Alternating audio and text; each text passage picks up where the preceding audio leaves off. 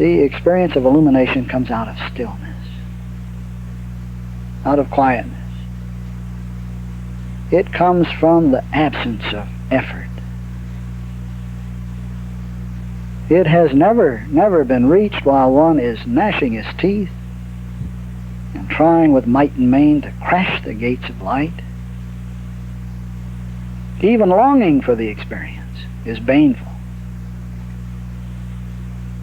And I can say without equivocation that the written or spoken instructions of teachers who go out of their way to create the desire for illumination should all be put aside.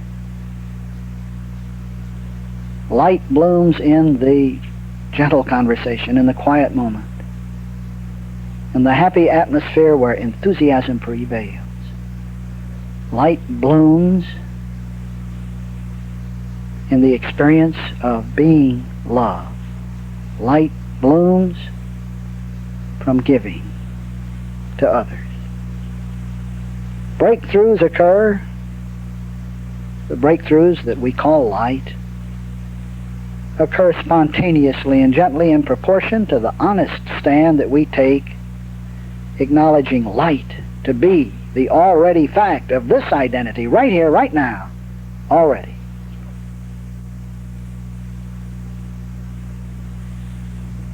And then I think that it isn't enough to have the experience and then be content to just talk about it or write about it.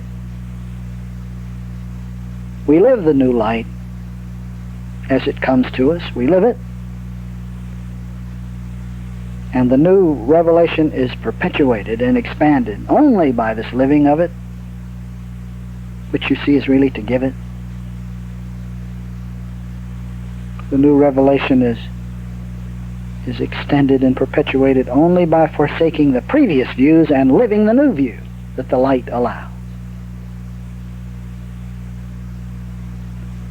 Just a simple example, this action that I'm engaged in here, of writing and talking to those who come so far, has neither motive nor human purpose behind it. It is just my own doing. It is guileless, and it is heartfelt. It is the action that light has just indicated for me to do. And I do it as irresistibly as yon mockingbirds urge over there to shake the boughs and sing.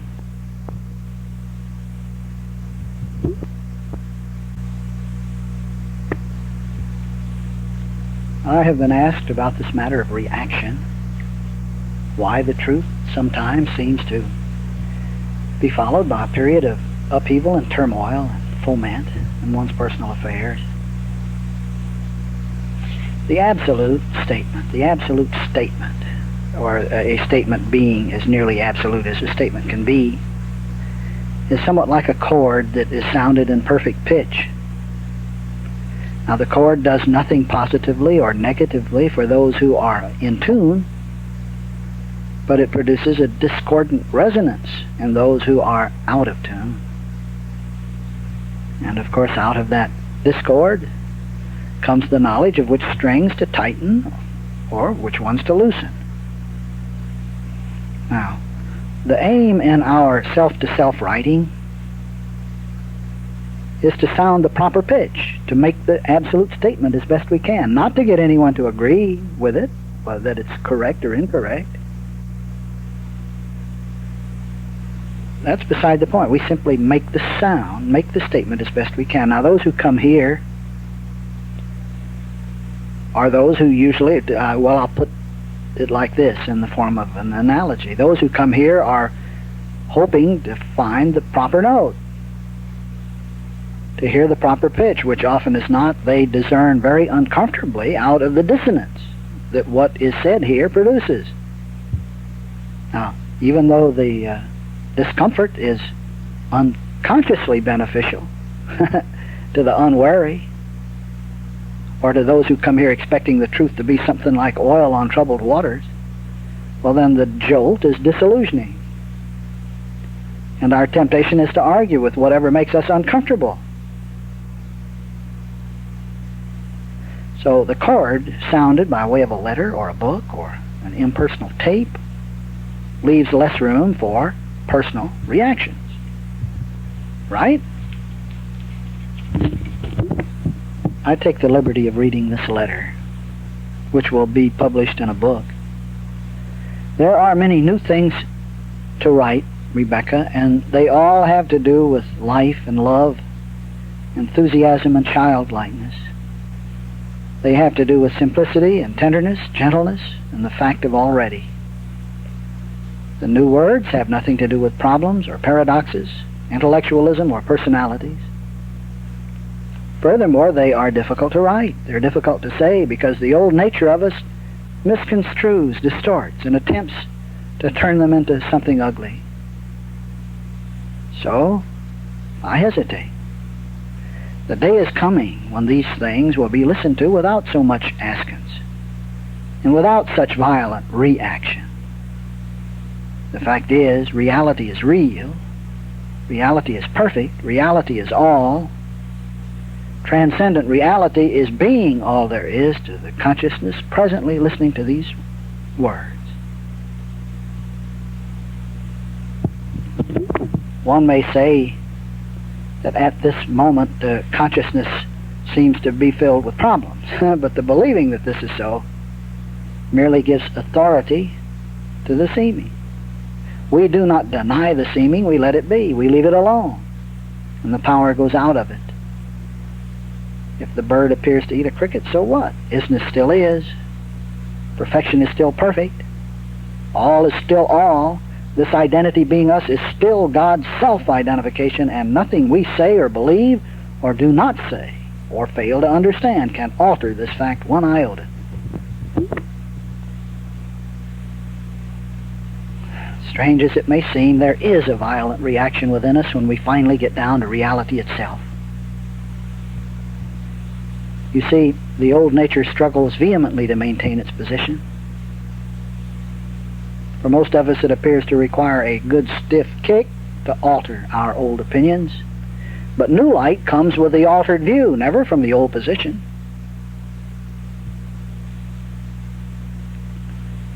Listener, you are a monumental and perfect you, because perfection itself is being all you are.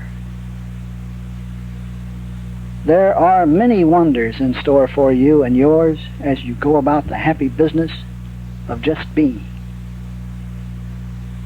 Now, you are an artist, and you will know the wisdom of running with uninhibited, unbound feeling. Feeling, you see, is love. Now, it is tempered by the intellect, but love is the leader. Hidden at the center of this feeling, and barely noticed, is a sense of peace, tranquility, serenity, a very gentle joy.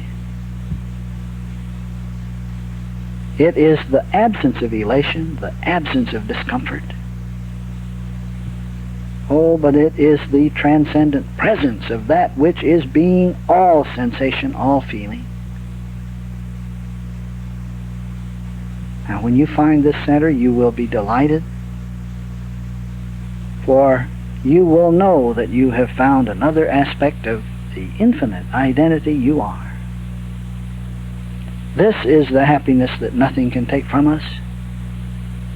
This is the peace that does not ebb and flow between serenity and sadness.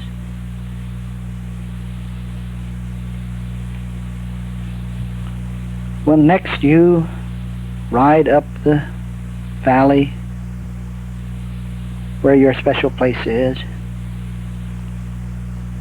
rest for a time under one of your oaks. Sit loose and feel whatever comes to be felt. Listen. Listen to the heart, and you will hear it. and you will be refreshed.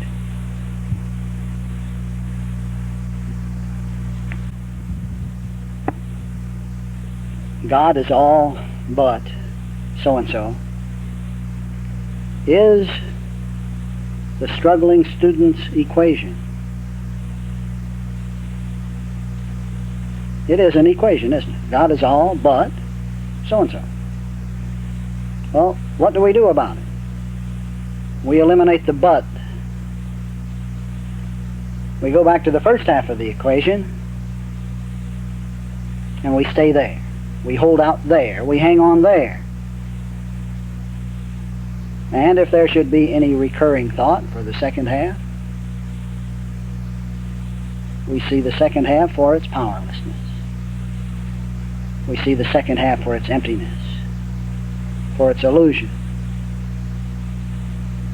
The God is all half of the equation is to be seen as the only authority, the only power, wherein nothing exists to oppose it. You see, God is all eliminates the equation. All right, now admittedly this isn't easy, but it's possible. And the opportunity to prove it, to live it, presents itself over and over, again and again, until we do live it, until we do prove it, until we stop professing it and just talking about it to do it. Now the fact is, we really do live alone as the single selfhood. What we call others are not separate nor apart from us. The folks we talk to or who come to talk to us are aspects of this one we are, and we can be as honest with them as we would be to ourselves. And I can tell you that we had better be, if we would have that image be honest with us. Well, now at this point in our study, it is not important whether the image out there appears to be honest with us or not. It is only important that we here, as I, are absolutely honest with them, which is to be honest with ourselves. We concern ourselves with the beam in this eye, and this eye includes our words to them. You see, if the image out there appears to be dishonest, that is the image's responsibility, and it is their barn that appears to need shoveling. All right. Any wavering equanimity that we may experience at the moment by being absolutely honest can only be the apparent consequences of our dishonesty, which we end. How do we end it? Why? By identifying as the perfect and only identity in all being, the deific identity which is incapable of dishonesty, and then acting as that identity. And to act as that identity is most certainly not to act as one who hedges or distorts or lies or twists or withholds about anything at all, ever, to the best of his ability. And of course that ability really is infinite. Neither does this one act as one who says God is all, while still viewing himself as some sort of an old, inadvertent liar struggling to become more honest.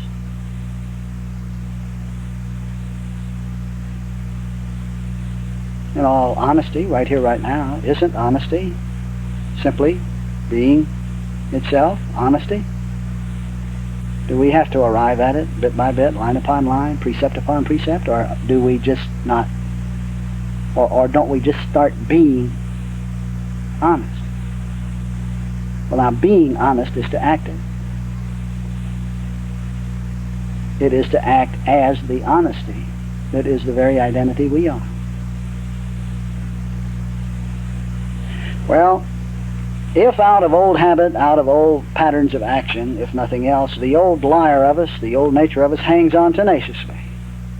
Of course it does. To perpetuate itself, you see, it utilizes every means at its disposal.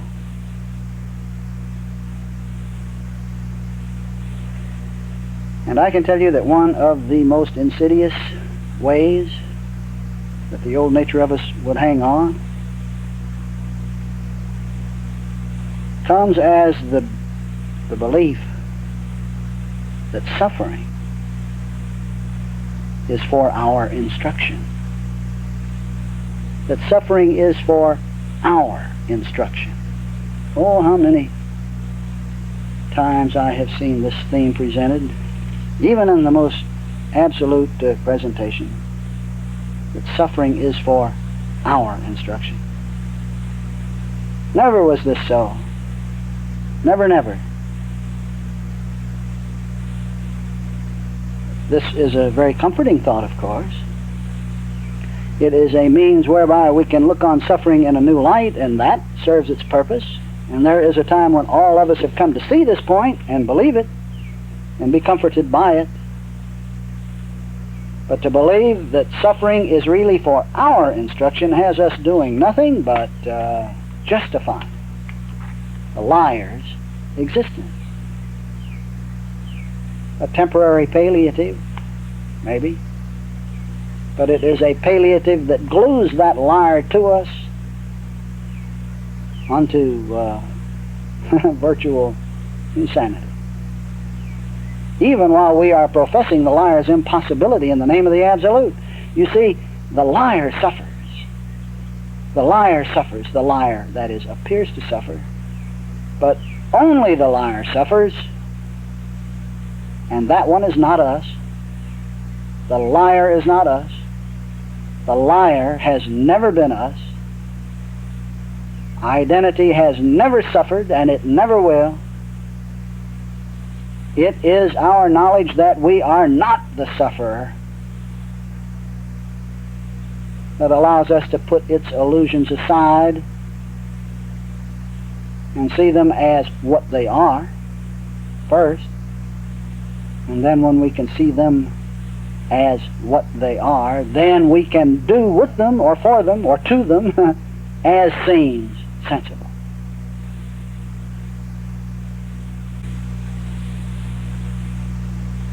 But let the statement actually communicate, actually touch the heart, and say what it says. And of course, because it does touch the heart and say what it says and allow one to feel the release and to be the truth that one is, the statement itself goes but barely noticed, as it should, but barely noticed. But if ever that statement is examined for its content, why? Most likely it'll be cut to pieces for its simplicity. And that's the way it works. But it's better, it seems, to quit trying to play up to the intellect with the profound statements that give the intellect some sort of a game to play, and at the very least give this intellect some kind of an erudite or profound morsel that it can heave out at another person in order to impress him and show him how smart we are. We let that go sooner or later in order to really communicate the truth that we are by being. And yes, it's a paradox. There is really a paradox involved, but only to the intellect of us, only to the sophisticated human nature of us. And it's absolutely true that the intellect should be educated. It is important in the human scheme of things to know how to read and write, how to take care of a garden, or how to enjoy the wonder of things.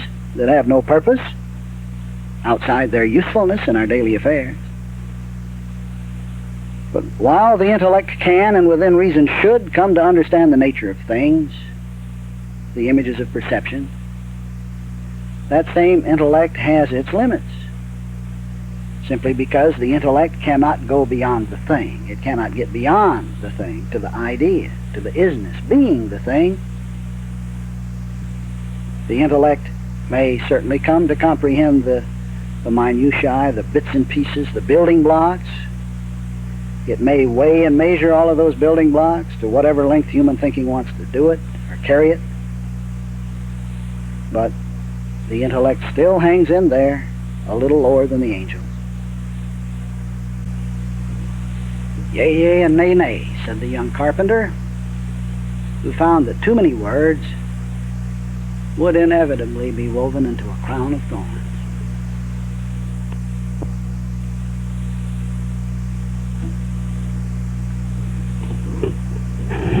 Present day science is doing a lot of study now in the field of psychic phenomena. We are not at all likely to arrive at truth by a study of psychic phenomena. However, there is no question but what the honest, persistent study of truth reveals all that needs to be known about these many avenues of the psychic, including the appearance of healings and other extraordinary happenings. We remain wary not to become sidetracked.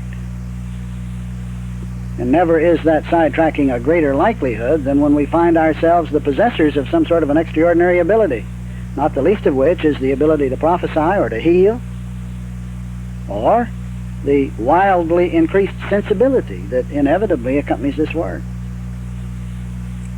Everything in my experience has indicated that it is simply a waste to work toward the acquisition of any of these talents. And the reason being because we are likely to be stuck there when they arrive, and they will arrive,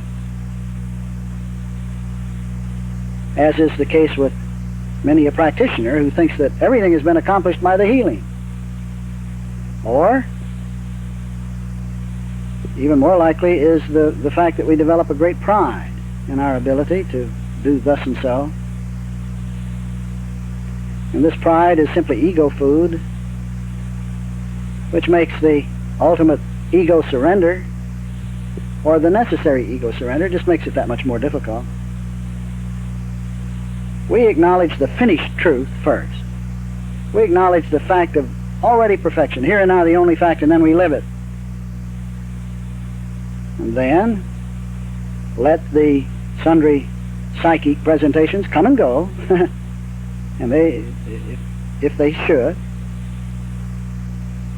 and they'll come and go as their reasons are uncovered. And this way, or to do it this way, is to not become sidetracked, but to remain, you see, along the very straight and narrow. Oh, I can tell you that there are proofs beyond demonstrations.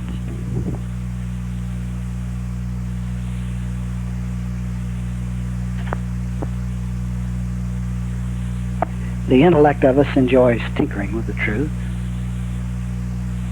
as though it were a toy to be played with. The intellect of us isn't really concerned with truth until things in the human experience begin to go awry. The bottom drops out, and then the intellect gets busy and tries to find out what are the causes. Well, the truth isn't worth a tinker's damn to any of us until we surrender everything for it. Everything. I see no halfway. There is no halfway. I see no part-time in this thing. There is no part-time. There is no way to use the truth.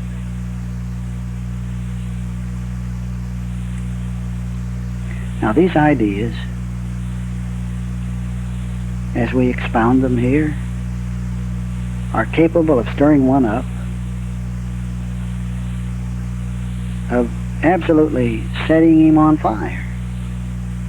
These ideas are capable of flipping one's view of the universe upside down, of showing him harmony, happiness where misery did seem before. But this will not happen until we do become wholeheartedly stirred up. That is, until we look into truth with honesty, with earnestness, until we become persistent in our appraisal of it. The admonition was to seek and find. Well, intellectual tinkering is not seeking. Half-hearted efforts merely feed the ego, giving us little gems to impress people with. Half-hearted efforts at very best allow truth to appear to become a crutch intended to work miracles in the affairs of the old nature of us, to solve the old man's problems, to make the old man more comfortable, to make him better supplied. There's another statement that says, "Blessed are those who hunger and thirst after righteousness, for they shall be filled." Well, they shall be filled.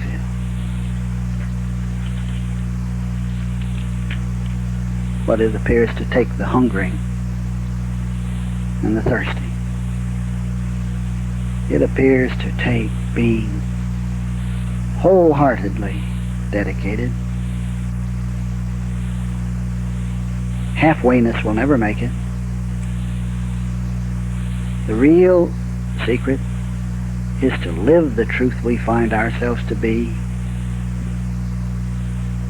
and to live it without mental compromise. And we can do it. We can do it because we are it. We are it. Of course, the honest way to make the statement is that as we live the light that we are, we see the light we are. To live the light we already are is to see the light we've always been.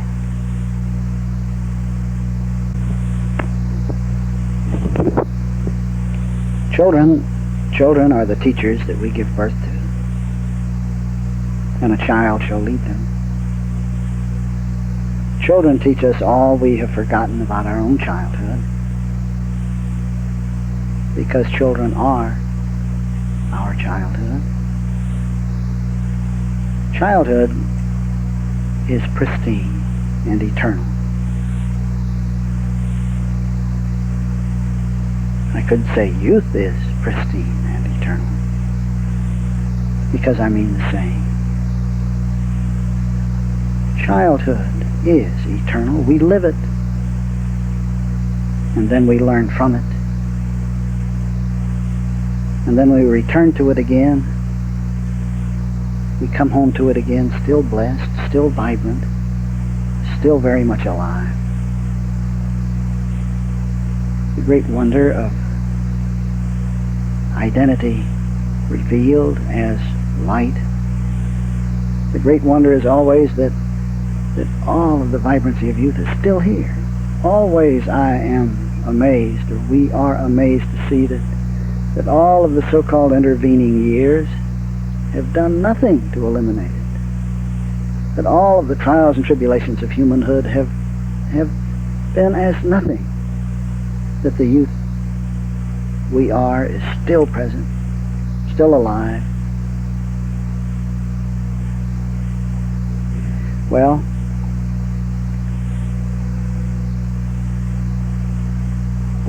the learning period, the period of intellectuality, is an interim adulthood, wherein we try mightily to live all that childhood is not, only to find that it's impossible.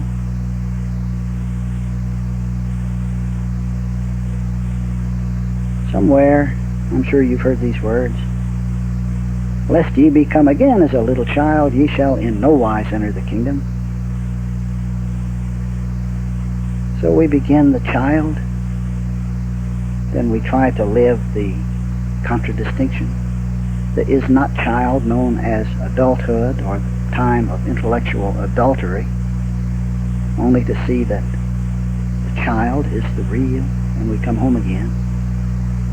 Now listen, there is childlikeness, and then there is childishness. Childishness is the attempt to be the sophisticated, pompous, erudite adult.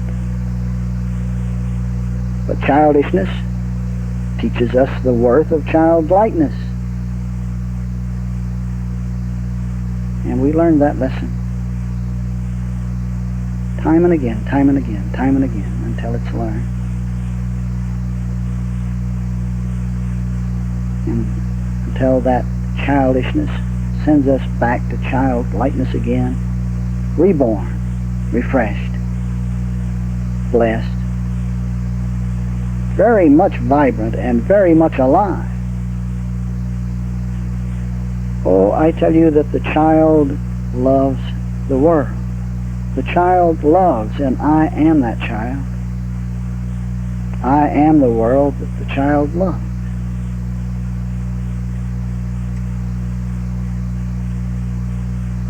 Thoreau told the story of nature and his simple love thereof. And it seems that I am here to tell the story of love through the eyes of a child.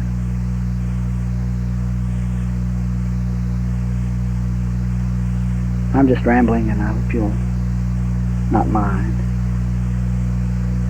But to live this truth as the child, one finds his capacity to love expanding.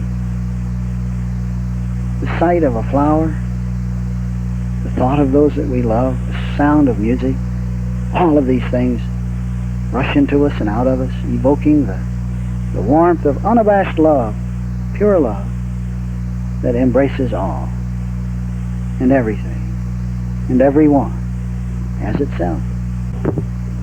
Love is not fickle. Love doesn't blow warm one day and cold the next. Love is consistently itself. Love. Love looks and lets. Love understands because it is understanding.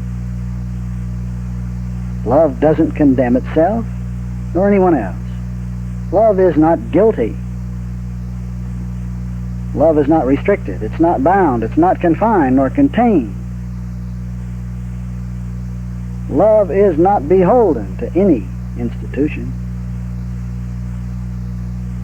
All institutions that appear to exist by virtue of the fact that love is, if indeed they exist at all. Love is not bound by the institution of marriage at all. And it's silly for any of us, whether we appear to be in that institution or out of it, or a part of it or not a part of it. It is silly to believe that that institution is capable of providing us happiness or depriving us of happiness. It simply can't do it. Not really. Not when we see that love, this identity I am, has the dominion.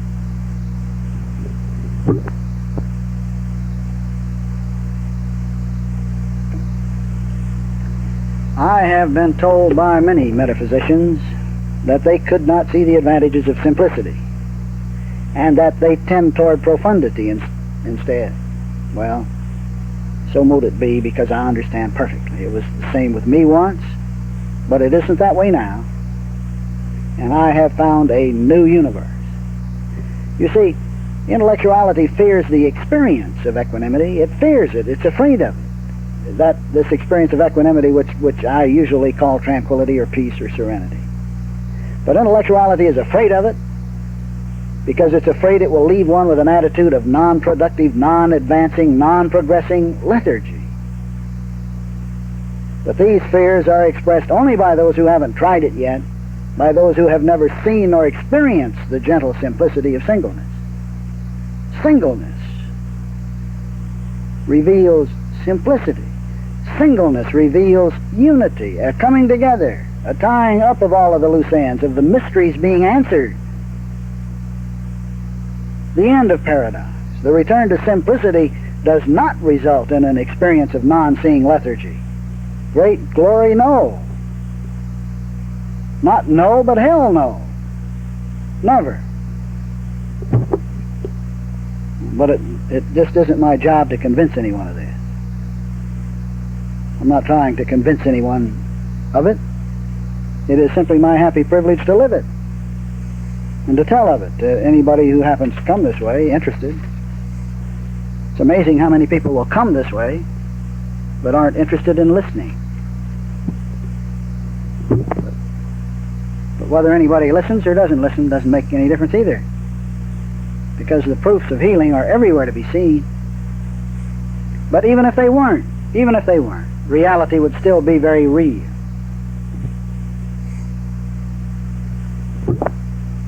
What is the purpose of our study if it isn't to surrender to the awareness that we are and live it? This doesn't end our finding. To do this enables us to find ever more in everything, even in the already beauty of a daisy, in the already beauty of a blade of grass or a single autumn leaf. As you know, I'm not a quoter, because I'm an advocator of each one coming forth with his own words, living his own ideas, and going within and making his own inside the outside. But if it will help, let me say that Oscar Wilde had this to say about simplicity. He said, life is not complex, life is simple, and the simple thing is the right thing. And about Norman Douglas, these are his words: I can conceive the subtlest and profoundest sage desiring nothing better than to retain ever undiminished a childlike capacity for simple pleasures. Boy, there's a mouthful. Winston Churchill said, all the great things are simple, and many can be expressed in a single word. Walt Whitman, my good friend, Walt Whitman. The art of art, the glory of expression, and the sunshine of the light of letters is simplicity. Nothing is better than simplicity. And Thoreau, simplicity, simplicity, simplicity. I say, let your affairs be as 2 or 3, and not 100 or 1,000. Instead of 1,000,000, count half a dozen, and keep your accounts on your thumbnail. And another one that Winston Churchill made that rather points out this thing of contradistinction. He said, out of intense complexities, intense simplicities emerge.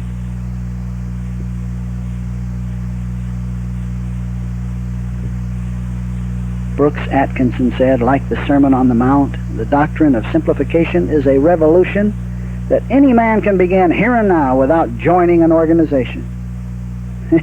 It is also a revolution that can be won in 5 minutes or half an hour and cost less than the morning newspaper. Well, God bless Brooks Atkinson. John Morley made this remark: perfect simplicity. No, I'm sorry, he didn't either. Here's his statement: simplicity of character is no hindrance to the subtlety of intellect. The art of art, the glory of expression, and the sunshine of the light of letters is simplicity. That was in Walt Whitman's Leaves of Grass. Imagine that beautiful work having to have a preface in order to explain it. I never receive a gift or give a gift but what I don't reflect again on this unselfish love that giving is. I remember a day a long time ago on a spring walk through the cool mountains here. I stopped to rest by a brook and to take in the beauty of the woods and the new green things along the banks of the stream. And on this occasion, my My boys weren't with me, nor Ruby. So the sounds of the mountain were more evident than usual. I guess I fell to listening. A long time, I suspect.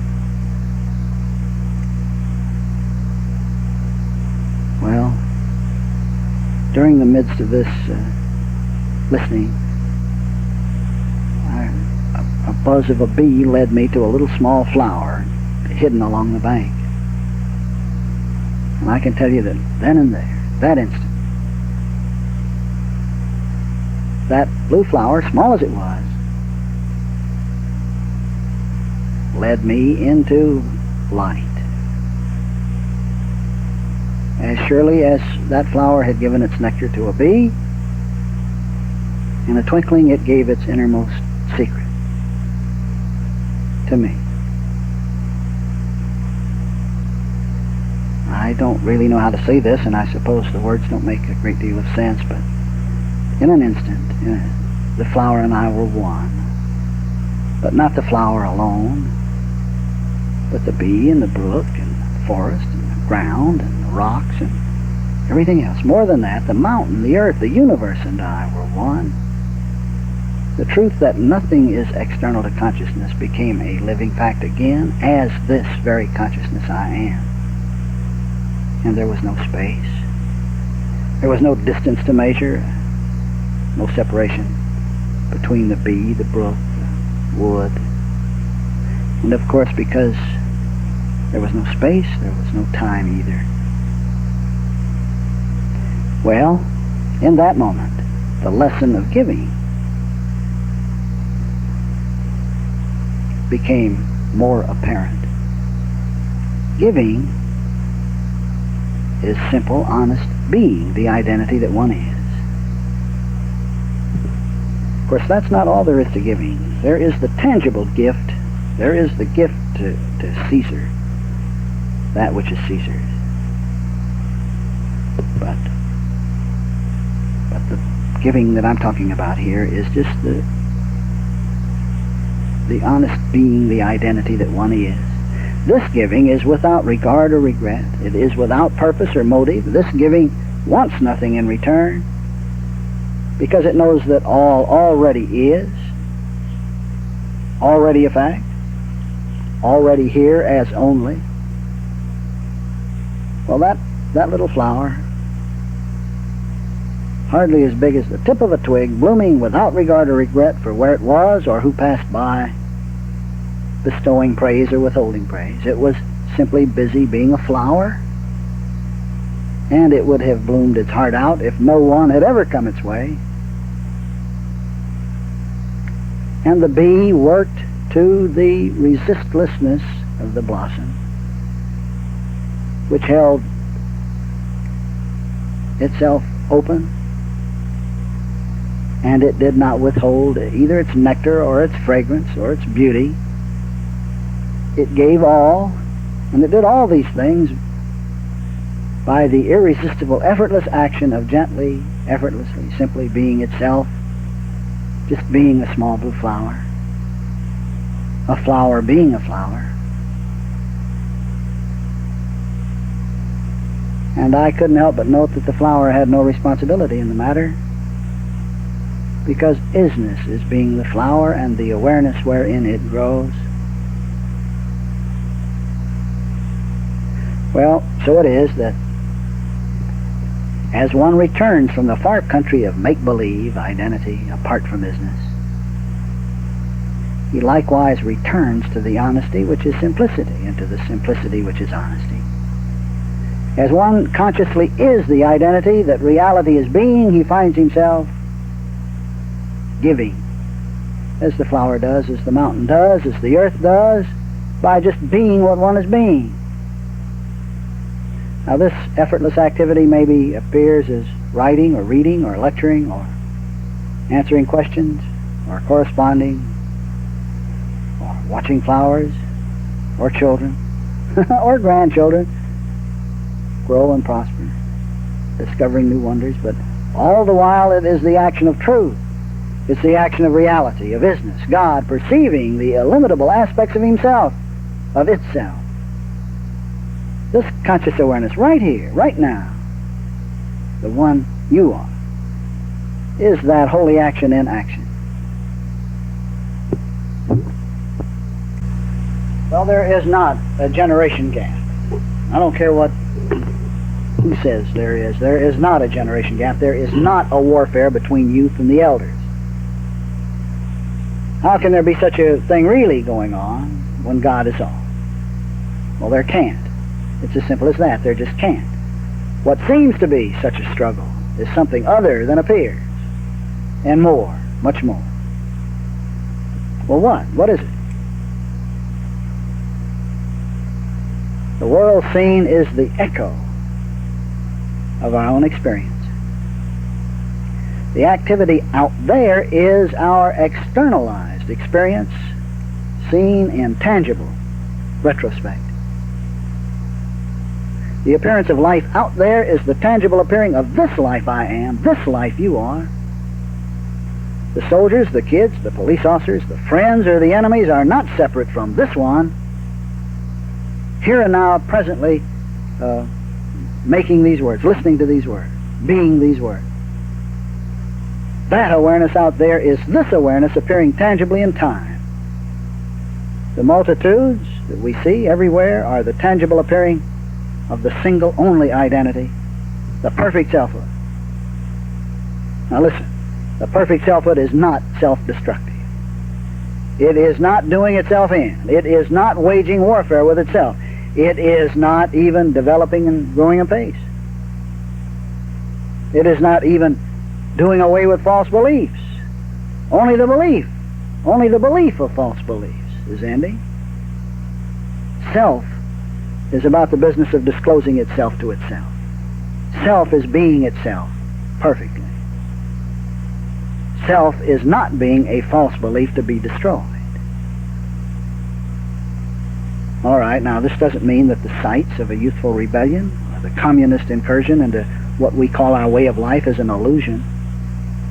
It's not a mesmeric belief, an error, or any other such thing, and most especially it's not a world belief over which we have no dominion or control. Appearances are first understood to be appearances. That is, just a sight being a sight. And then the appearance will be understood for what it is in fact, and not what it seems in appearance. Now, once it is seen for that is for what it is, and lived as that, rather than as what it seems, we will have done all that is required of us. We will not longer be bothered by that appearance. In fact, chances are we'll be blessed by it, or see it change to something else, or at the very least it will appear in a new, more revealing light. And it is certain to appear as infinitely more than anything that we could have ever hoped to see or tried to demonstrate. Well, once again, I'm asked, what is this mess that we see going on in the world? Well, each must answer this for himself. Because how can I tell anyone anything other than what I see? I can't tell you what you see. I tell you what I see. Well, what do I see? What I see out there is the retrospective resurgence of my own youthfulness. The retrospective resurgence of my own youthfulness. My own crystallization of old. I see the shell of old landmarks splitting and being left behind. I see the eternal and already perfect intangible isness or balance presenting itself tangibly.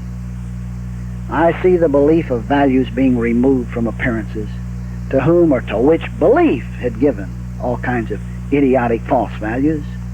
I see the tangible day approaching for the general recognition that a child shall lead them, that lest ye become as children, ye shall in no way enter the kingdom. I see in the out there my own intellectual defeats of times past. I see that which hath been is now, and that which hath already been is now. I see the already perfection of immutable changelessness appearing to belief as an overturning and an overturning until he comes whose right it is. That is, in simple words, I see light becoming tangibly discerned. I see deific good going on. I see absolute perfection disclosing itself tangibly. And of course, to disclose itself tangibly, it requires the sequence of events. As Aldous Huxley said, that sequence that tangibility requires. And what I see out there is not bad. It is not awful. It is not unreal or just a dream going on. It is perfection, being perfect. Neither real nor unreal, but infinitely more. Infinitely more. But it's only just the tangible. There's a lot more than just the tangible, you know. There's the intangible, too. Well, this is the calm view, or the quiet view, or the balanced view, or whatever you want to call it, that permits me to stand as an unaffected, unjudging witness of the scene I am. And to be a comfort to those who suspect that there must be more in God's design than a world so apparently bent on nutty self-destruction.